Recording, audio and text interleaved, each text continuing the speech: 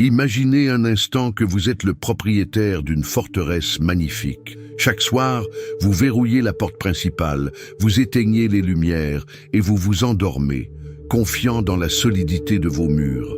Mais, au réveil, vous découvrez que vos réserves sont vides, que vos meubles sont renversés et que vous vous sentez plus épuisé que si vous aviez passé la nuit à porter des pierres. C'est exactement ce qui arrive à des millions de personnes sur cette planète, et c'est peut-être ce qui vous arrive en ce moment même. Vous vous réveillez avec ce poids sur la poitrine. Ce n'est pas une fatigue physique ordinaire que l'on soigne avec un café ou une heure de sommeil supplémentaire. C'est un épuisement de l'âme. Vous avez l'impression que vos membres sont en plomb, que votre esprit est emprisonné dans un brouillard épais, et surtout, vous ressentez une déconnexion spirituelle totale. La simple idée d'ouvrir votre Bible ou de murmurer une prière de gratitude vous semble insurmontable. Pourquoi? Parce que pendant que votre corps biologique tentait de se régénérer, votre essence spirituelle était en train d'être siphonnée.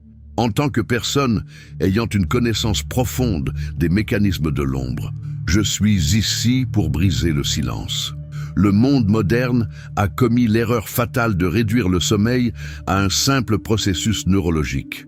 Mais la vérité est bien plus vaste. Le sommeil est une transition dimensionnelle. Lorsque vous fermez les yeux, vous ne cessez pas d'exister. Vous changez simplement de plan de fréquence. Et c'est précisément dans cette zone de transition que les opérations de sorcellerie les plus dévastatrices ont lieu. Si vous vous réveillez épuisé, ce n'est pas parce que vous avez mal dormi, c'est parce que vous avez été la cible d'un drainage spirituel orchestré par des entités ou des praticiens de l'occulte qui profitent de votre inconscience.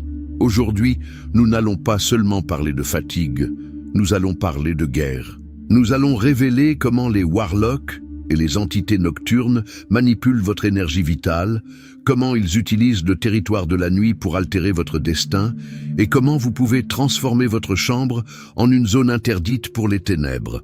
Je vais vous enseigner comment identifier les flèches nocturnes et comment activer une protection si puissante que même l'attaque la plus sophistiquée se brisera contre votre bouclier de foi. Avant d'entrer dans ces révélations qui vont changer votre vie, je vous invite à poser un acte de présence.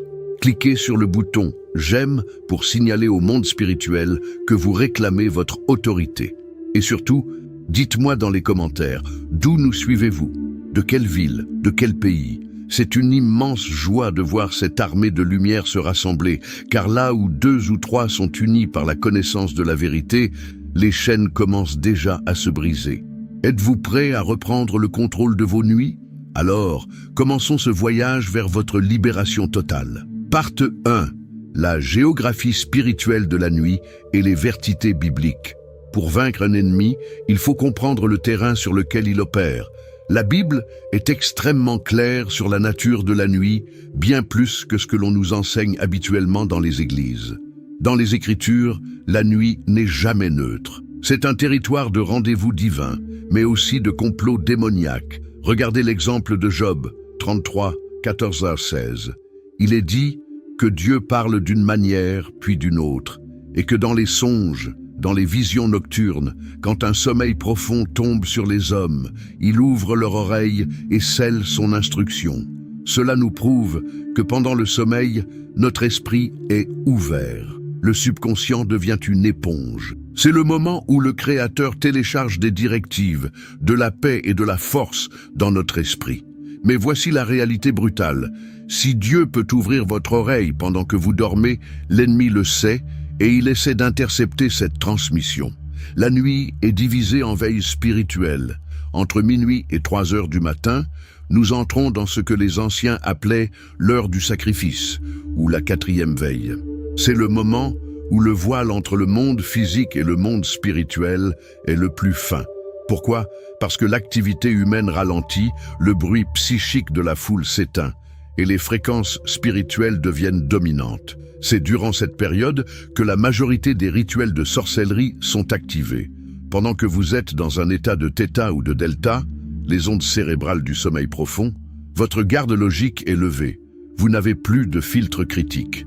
Si vous n'avez pas établi une garde spirituelle avant de vous endormir, votre esprit est comme une ville sans murailles, ouverte à toutes les incursions. Le psaume 91 parle de la terreur de la nuit.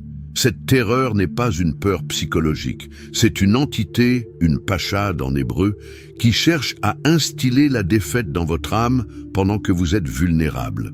Si vous vous réveillez fatigué, c'est que cette terreur a réussi à s'approcher de votre champ énergétique pour y déposer des semences de confusion. Vous devez comprendre que vous êtes un être spirituel, vivant une expérience physique, et non l'inverse. Votre esprit ne dort jamais. Si votre esprit passe la nuit à lutter contre des projections astrales ou des oppressions, votre corps physique en paiera le prix au réveil par une fatigue épuisante. Partie 2. Décoder les symptômes de l'attaque nocturne. Il est crucial de faire la distinction entre la fatigue physiologique et l'oppression spirituelle. Si vous avez fait un marathon, votre corps est fatigué, mais votre esprit peut être en paix. Dans le cas d'une attaque nocturne, c'est l'inverse. Votre corps peut avoir été immobile, mais vous ressentez une agonie intérieure. Le premier signal d'alarme est la paralysie du sommeil, accompagnée d'une présence. Beaucoup de médecins vous diront que c'est un simple bug neurologique où le cerveau se réveille avant les muscles. Mais spirituellement, c'est souvent le signe d'une entité qui tente de chevaucher votre volonté ou de drainer votre énergie vitale, ce qu'on appelle dans l'occulte le vampirisme énergétique. Si cela vous arrive, ce n'est pas un hasard. C'est une tentative d'intimidation pour vous empêcher de monter en autorité. Le deuxième signal est ce que j'appelle les rêves de consommation. Vous vous voyez en train de manger des aliments bizarres, de la viande crue, ou de participer à des banquets avec des gens que vous ne connaissez pas ou des parents décédés. Dans la jurisprudence du combat spirituel, manger en rêve est l'une des méthodes les plus courantes pour introduire des dépôts maléfiques dans votre système.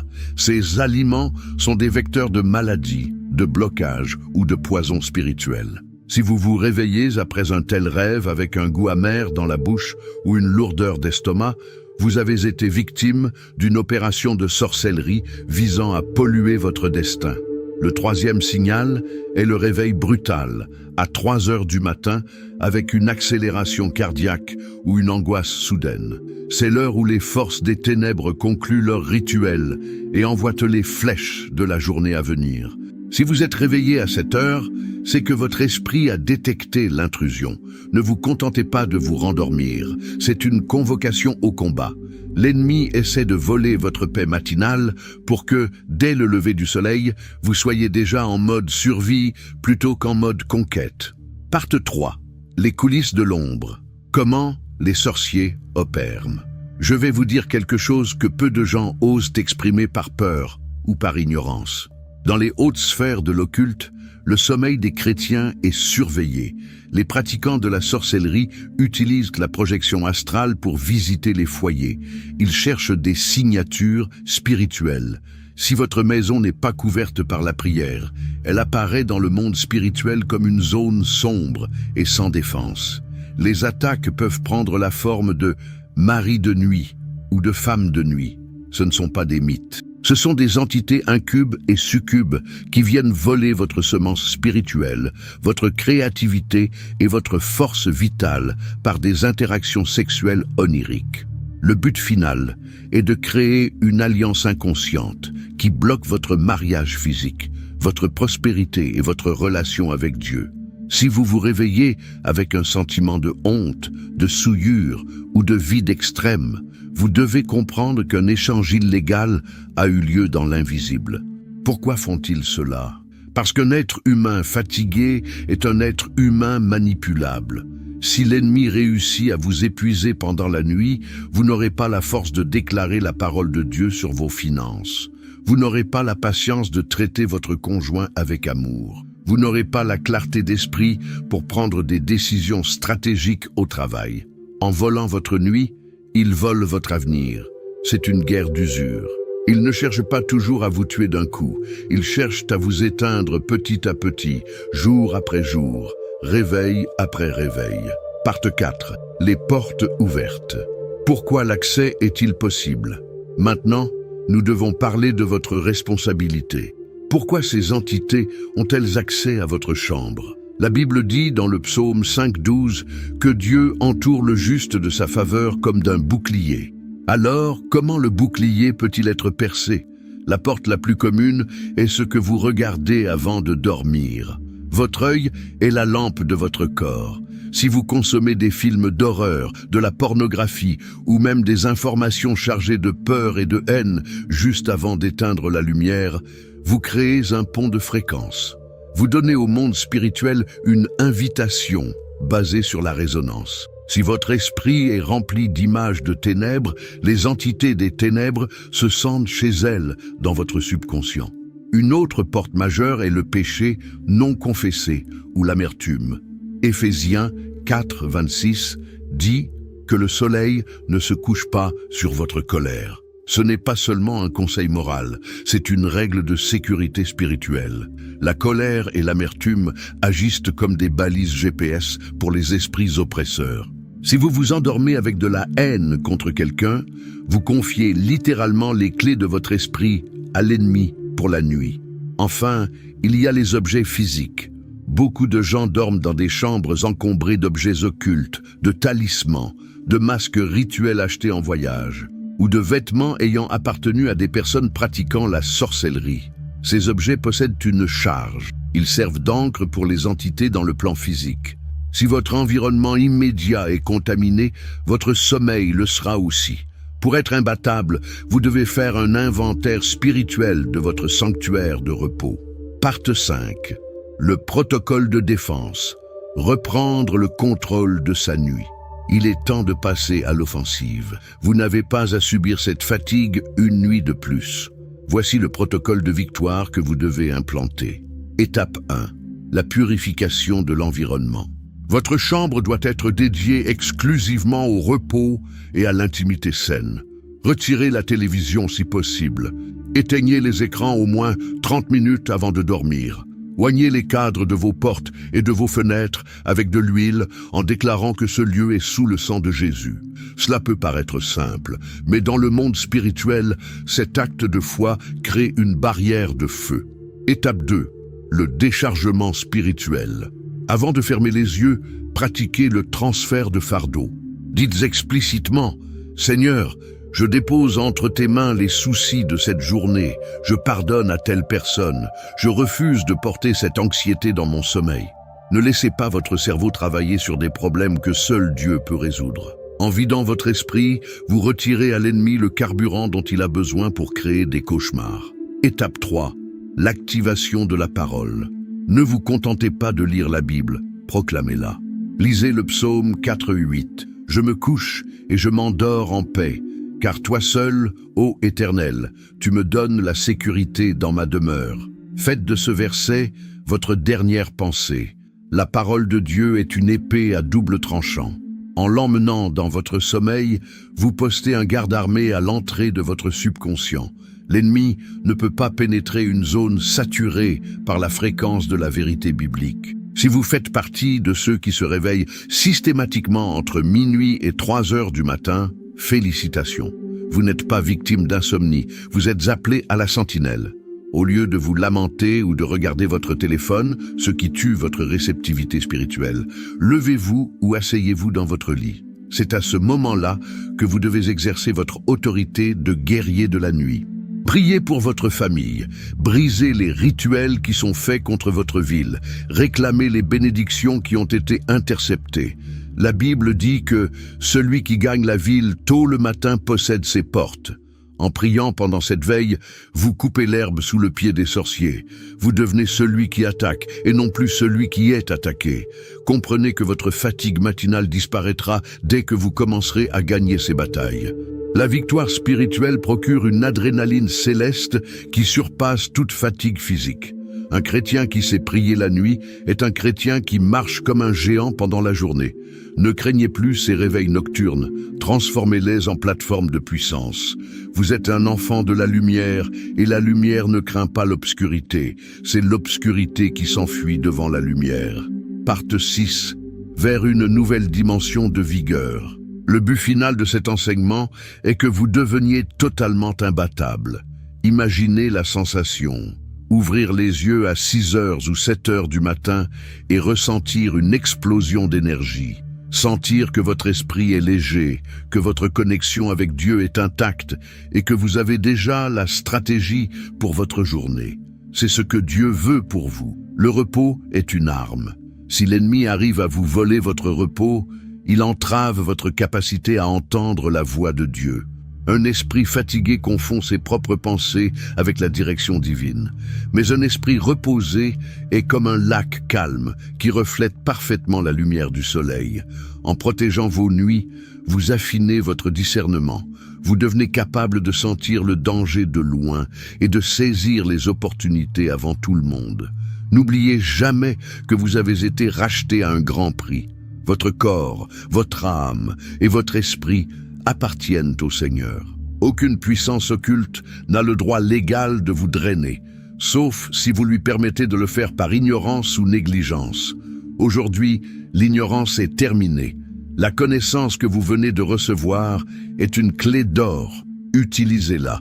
Ne laissez pas ce message être une simple vidéo de plus que vous regardez. Faites-en une constitution pour votre vie. Mes chers amis, je sens une onction de libération très forte en ce moment même. Certains d'entre vous ressentent déjà des picotements ou peut-être un bâillement profond. C'est souvent le signe que votre système rejette une oppression qui était là depuis trop longtemps. Vous n'avez pas besoin d'avoir peur des sorciers ou des warlocks. La seule chose qu'ils craignent, c'est un chrétien qui connaît son autorité. Je veux vous accompagner dans cette transition. Je ne veux pas que vous quittiez ce moment sans avoir établi un mur de feu autour de votre vie. Je vais vous guider dans une prière qui est une véritable déclaration de guerre et un décret de protection. C'est un moment sacré. Sentez-vous accueillis, sentez-vous aimé. Le Père voit vos luttes. Il a compté vos nuits sans sommeil et il dit aujourd'hui « Assez, c'est assez. Préparez votre cœur. Si vous êtes chez vous, faites de cet endroit un autel. Respirez la paix de Dieu. Nous allons prier en utilisant des termes juridiques du monde spirituel pour annuler tous les contrats maléfiques qui ont été passés contre votre sommeil. Soyez prêts à répéter ces mots avec une conviction absolue, car c'est votre foi qui active la puissance de la prière. Parte 7, la grande prière de scellage et de restauration nocturne. Répétez ces mots à haute voix, avec force et autorité. Seigneur Dieu, créateur des cieux et de la terre, je me tiens devant toi en ce moment même, couvert par le sang de Jésus-Christ. Je te remercie pour la lumière de ta vérité qui me libère des pièges de l'oiseleur. Au nom de Jésus, je révoque et j'annule maintenant toute alliance inconsciente faite durant mes rêves. Je brise tout contrat de mariage spirituel, toute initiation nocturne et tout échange illégal d'énergie. Par le feu du Saint-Esprit, je brûle tous les aliments maléfiques que j'ai pu consommer en songe, et je commande à mon système spirituel de les rejeter maintenant. Je déclare que ma chambre est une zone interdite aux projections astrales et aux esprits oppresseurs. Je place le sang de l'agneau sur le linteau de ma porte et sur mon lit. Je commande à tout esprit de fatigue, de lourdeur et de confusion de quitter mon champ énergétique immédiatement. Vous n'avez plus de droit légal sur moi car j'appartiens à Jésus-Christ. Seigneur, je te demande d'envoyer tes anges de la plus haute hiérarchie pour monter la garde autour de moi pendant que je dors. Que ta présence soit une colonne de feu qui m'entoure. Je déclare que mon sommeil sera doux, que mes rêves seront des visions de ton royaume et que mon réveil sera une explosion de force et de clarté.